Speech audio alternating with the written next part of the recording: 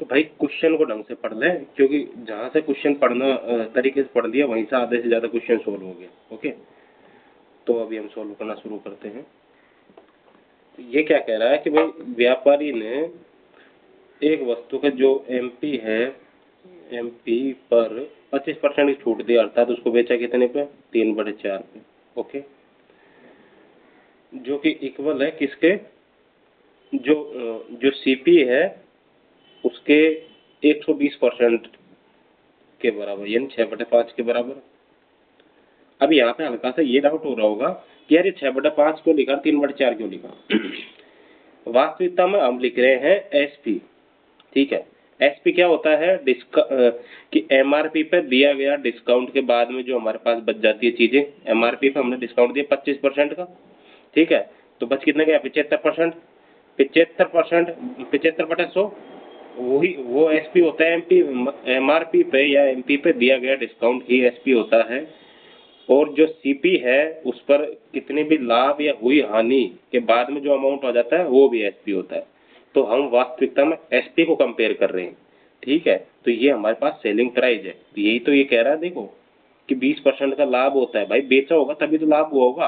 और ये क्या बोल रहा है कि छूट दी, बेची होगी तभी तो छूट दी होगी ना। तो यहाँ से तो ये 6/5 है, ये कैसे आ गया? ये आ गया देखो सीपी का 120/100। उम्मीद है यहाँ तक क्लियर होगा, ठीक है। ये 6, ये 5, फिर यहाँ पर 25% छूट तो इन्होंने दे ही दी, तो फिर अपने पास क्या बच गया? 75/100 यहाँ बच गया था, ठीक है। तो 25 से 3 बार गया, 25 से 4 बार गया। ओके, तो बस यही था इसको यहाँ पे ये समझाने का ना। तो अब आप इसको एक बार देखो, मैं बिल्कुल क्लियरिटी के साथ आपको समझाता हूँ। उम्मीद है इतना आप समझ आ गया होगा, ठीक है।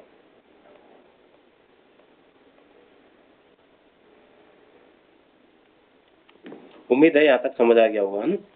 तो अब देखो इसको काट लो और एमपीसीपी का एक रेशो निकाल दो। 3 से ये गया 2 बार, ठीक है, तो ये 4 ऊपर चला जाएगा, ठीक है, और ये 5 इधर चला जाएगा। तो यहाँ पे रख दो आप एमपी और यहाँ रख दो आप सीपी, ठीक है। तो ये 4 जैसे ऊपर गया ये हो गया 8, बात को यही रहने दो, आप ऊपर मत भेजो। ये हो गया 5। ओके, ये आपके पास में एमपी और सीपी का रेशियो आ गया। तो यहाँ तक कोई डाउट नहीं होना चाहिए आपका, ठीक है। 8 और 5 एम्पियर सीपी का रेशियो हो गया। अब क्वेश्चन ने क्या बोला है कि यदि वह उसका सीपी ही 10% कम हो जाए, सीपी हमारे पास 5 है तो 10% कम हो गया, तो अब सीपी का 90% बचा हमारे पास में। सीपी का 90% कितना होगा? 4.5। अब हमारे पास में सीपी क्या है? हमारा 4.5 सीपी है। ओके, 10% कम हो जाता है, तो अंकित मूल्य पर अब कितनी प्रतिशत छूट दे कि छूट देनी चाहिए कि समान लाभ, आगे एक इंपॉर्टेंट चीज है, प्रतिशत प्राप्त किया जा सके। प्रतिशत बोल दिया, इतना लाभ अलग चीज हो गई। हालांकि पूरा क्वेश्चन ही प्रतिशत पे घूम रहा है, लेकिन कई बार एग्जैक्ट वैल्यू होती तो वो लाभ नहीं पूछ रहा। यहाँ पे यदि एग्जैक्ट वैल्यू दे रखी होती तो प्रतिशत पूछ रहा, परसेंटेज। हमें परसेंटेज फोकस करना। तो अब ये क्या कह रहा है कि लाभ तेरा अब भी 20% ही होना चाहिए सीपी का। देखो यहाँ पे भी सीपी का 20% हो रहा था, सीपी का 120 हो गया था। तो यहाँ पे भी अब हमारे पास सीपी क्या है? ये इसका 20%, या फिर वही 6/5 कर दे इसको। सीपी हमारे पास में यही है और इसका 6/5 होगी, ठीक है। क्योंकि वही मैंने अभी समझाया था ना, 120, 20% का लाभ मतलब कि 100 प्लस में 20/100। तो देखो 5 से ये गया 0.9 टाइम्स 0.9, तो ये कितना आ गया अपने पास में? 5.4। ये हमारे पास में दोबारा से एसपी आ गया, ठीक है। कि यानी कि लाभ अपने पास में 5.4 का रहना चाहिए और हमको वस्तु को बेचनी भी 5.4 की है, ठीक है। 5.4 हमारे पास में रहना चाहिए। और टोटल हमारे पास में एमपी कितना था भाई? 8 था। ओके, एमपी 8 था। तो अब ये बोल रहा है कि एमपी पे तो कितना डिस्काउंट देगा ताकि तेरे को 5.4 प्राप्त हो जाए।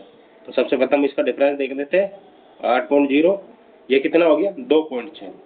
ओके, ये इतना तुमको कम करना पड़ेगा। कितने पे कम करोगे तुम? ये तुम्हारा वो क्या बोलते, तुम्हें डिस्काउंट देना है 2.6 का। 2.6 का तुमने डिस्काउंट दे दिया। कितने पे दिया? 8 पे दिया, ठीक है। उसका प्रतिशत निकाल दो 100, ठीक है। तो ये 4 से ये गया 2 बार, 4 से ये गया 25 बार, ठीक है। 2 से ये गया 1.3 बार ओके। और 25 75 5 80 लगे 7, 25 से कम 25 और 7 32। तो कितने परसेंट का डिस्काउंट देना पड़ेगा आपको? 32.5% का डिस्काउंट। 2-3 बार देखोगे ना इसे तो आपको समझ में आ जाएगा। ठीक है भाई।